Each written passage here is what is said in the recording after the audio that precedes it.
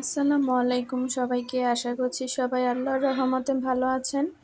তো সবাই প্লিজ আমার পেজটাকে ফলো করে দিবেন। আশা করছি সবাই পাশেই থাকবেন। তো এখানে আজকে সকালে রান্নাবান্নার জন্য চলে এসেছি। এখানে ঢেঁড়স ধুয়ে পরিষ্কার করে নিয়েছি আর পেঁপে আর আলু কেটে নিয়েছি। তো আজকে পেঁপে দিয়ে আলু দিয়ে পাঙাশ মাছ দিয়ে রান্না করব। তো মাছটা আমি ভেজে উঠিয়ে নিয়েছি। তো এখন ওই কড়াইয়ের মধ্যে পেঁয়াজ কুচি দিয়ে দিলাম, দিয়ে পেঁয়াজটা হালকা ভাজা করে নেব।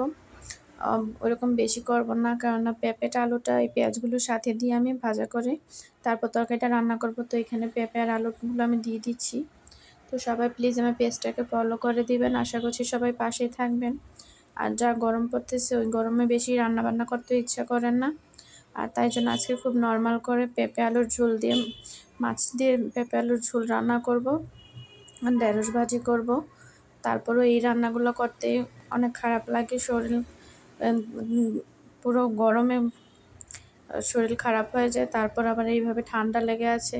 তো এখানে কালকে আলুর শিং মাছের ঝোল ছিল, একটু এটা গরম করে উঠিয়ে নিয়েছি। তো এখানে এই যে পেঁপেটা আর আলুটা কিন্তু ভাজা হয়ে গিয়েছে প্রায়। তো আমি এখানে কাঁচামরিচ দিয়ে দিলাম 2-3টা। গরমে তো বেশি ঝাল খাওয়া যায় না, ওই জন্য বেশি ঝালও দিব না, মরিচের গুঁড়ো খুব অল্প পরিমাণে দিব।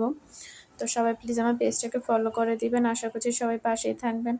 তো এই যে মরিচের গুঁড়োটা দিয়ে দিয়েছি, এখন এগুলো দিয়ে সাথে একটু কষিয়ে নিয়ে তারপর গরম পানি বসিয়ে রাখছি, গরম পানি দিয়ে ঝোল দিয়ে দিব। তো সবাই প্লিজ আমার পেজটাকে ফলো করবেন। আশা করছি সবাই পাশেই থাকবেন। তো এই যে আমি গরম পানিটা দিয়ে দিচ্ছি তরকারিতে। তো আর খুব নর্মাল করে রান্না করবো। আর তরকারিতে এখন গরমের সময় কিন্তু ঝোলটাই ভালো লাগে, বেশি ভাজাবো না, তরকারি খেতে একদম ভালো লাগে না।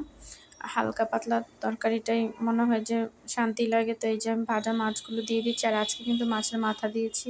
আর আমার এখানে কিন্তু কেউ মাছের মাথা খেতে চায় না, আমিও খাই না, আরিশবার বাবাও খায় না। দেখা যায় যে মাছের মাথাগুলো ফ্রিজে রয়ে যায়। তো ওই জন্য আজকে ভাবলাম যে মাছের মাথাটা দিয়ে তরকারিতে রান্না করে দেখি কি হয়। তো সবাই প্লিজ আমার পেজটাকে ফলো করে দিবেন। আশা করছি সবাই পাশে থাকবেন। আর এই যে আমার তরকারি কিন্তু প্রায় হয়ে গিয়েছে। তো এখন চলে এসেছি ঢেঁড়স ভাজি করার জন্য। আর ঢেঁড়স ভাজি করা তো খুবই সাধারণ। তারপরেও এই যে এখানে একটু কড়াই নিয়ে নিলাম আর তেল দিয়ে দিয়েছি, এখন পেঁয়াজ কুচি দিয়ে দিব। আর ঢেঁড়স ভাজি কিন্তু আমার খুব পছন্দ, তো ওই জন্য। আর ঢেঁড়স ভাজিটা দিয়ে গরম গরম ভাত খেতে কিন্তু খুবই ভালো লাগে। আর এই যে আমি পেঁয়াজটা হালকা ভাজা করে নিয়েছি, এখন ঢেঁড়সগুলো দিয়ে দিব। তো সবাই প্লিজ আমার পেজটাকে ফলো করে নেবেন। আশা করছি সবাই পাশে থাকবেন। তো এই যে ঢেঁড়সগুলো আমি দিয়ে দিচ্ছি। তো এখন ভাজা করে নিব। আর আমার হাতে ঢেঁড়স ভাজি ওইরকম বেশি ভালো হয় না, কিন্তু আমার আম্মুর হাতে ঢেঁড়স ভাজি খুব ভালো হয়, খুব সুন্দর হয়। তো এই যে এখানে ঢেঁড়সের মধ্যে লবণ আর হলুদ গুঁড়ো দিয়ে দিয়েছি, এখন রান্না করে নেব। তো সবাই প্লিজ আমার পেজটাকে ফলো করবেন আশা করছি। তো এখানে আমি 4টা কাঁচামরিচ দিয়ে দিয়েছি, এখন ঢেঁড়সটা ভাজা করে নিব। তো এই যে প্রায় ঢেঁড়স ভাজাটা হয়ে গিয়েছে, তো আমি উঠিয়ে নিব। আর সবাই ভালো থাকবেন, গরমে সুস্থ থাকবেন। আল্লাহ হাফেজ।